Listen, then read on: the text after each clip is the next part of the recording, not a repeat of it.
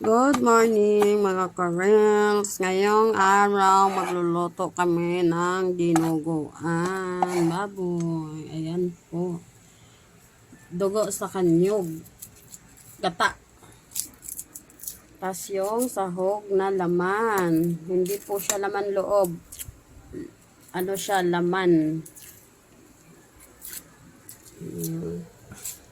Bawang. Sibuyas.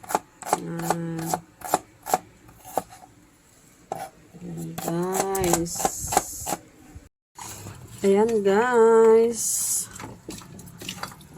Ayan na, yung dugo saka yung gata ay sama-sama na para yung mga buhok-buhok na naisama sa dugo ay maisala. Ayan siya. Saka yung buo-buo na dugo, madurog. Ayan siya. Para malinis talaga yung dugo. Kailangan na ganyanin. Yan. Para dyan, masasama yung mga buhok-buhok dyan na ano.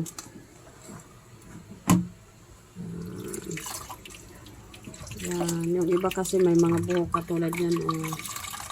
Pag diretso lang kasi luto, kakadiri naman kainin. Tapos sasalain. Ayan, salain. Para hindi maisama. Ayan, o diba? May dumi. Madumi siya. Ano yan? Sapal pala ng nyog, bao.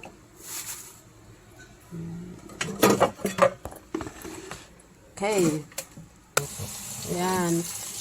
Tubig uli para pangpalambot ng karne. Okay. Ayan. Piga.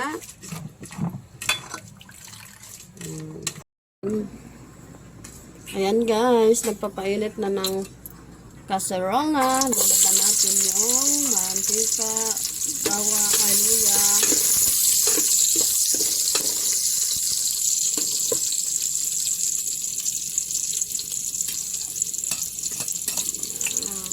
Gisa-gisa. Palabasin muna natin yung aroma ng luya para mabango. Ayan, lunod na siya. Bawang, sibuyas. Kunti lang yung sibuyas dyan. Meron na doon sa karne. Nakamarinate. Ito ang aming sahog. Ayan na guys, lunod na natin. Gisa-gisa ang sahog.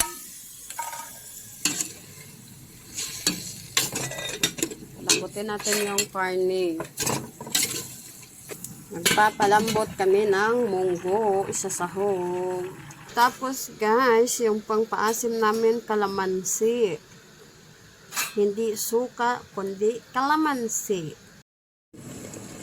Ayan, lagyan natin ng asin. Ayan. Load natin ang paminta. Mekos na yan. Okay. Palambutin lang natin ng konti. Ayan na guys, malambot na yung munggo at ilagay na natin sahog.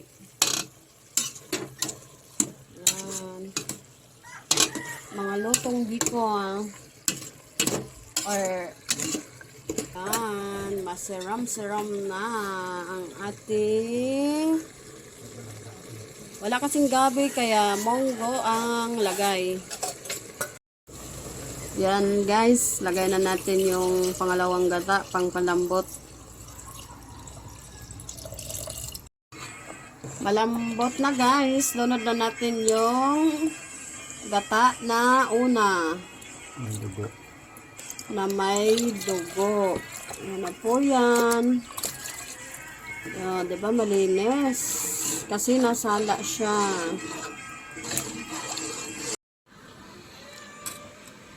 Ayan na guys, luto na ang ating dinuguan, ginataang dinuguan. Ayan, yummy siya, yummy.